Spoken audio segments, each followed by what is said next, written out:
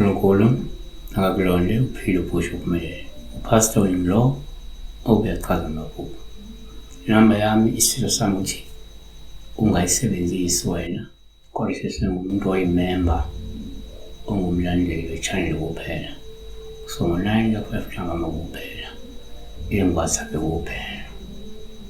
Emfonele impela nangu-WhatsApp nangebhana ngiphutha phone direct. Fake i-time bese uyafona from Monday to Friday kuphela. Saturday and Sunday ungafoneli. Zodwa mncabe sobona phasa bekuchaza umuntu ongasekho ethi uyakuthanda ngiyabonga ngizolinda.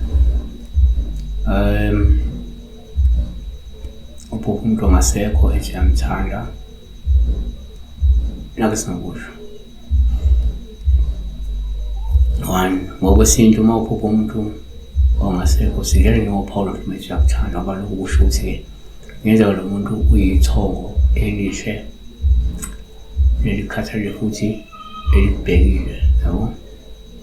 Two, omunye angayibheka kanje kuyenzeka umuntu ongasekho kube uPawulo uhlume ethi uyakuthanda ukuthi ngenza lo muntu yilithongo ongakwazi ukuthi uliphashe uma ukuthi wena uyathemeleza emsamo, lona thongo ongalibiza, yabona.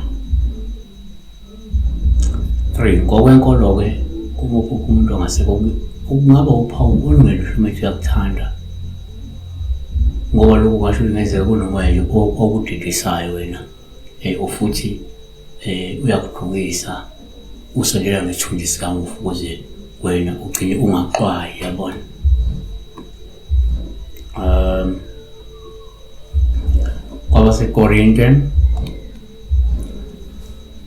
KwabaseKorinte besibili chapter 11 verse 14 akumangalisi ngokuba-ke uSathane uqobo uziguqula ingelosi yokukhanya. Siyabonga-ke besibheka lapho kumuntu ongasekho ethi uyakuthanda.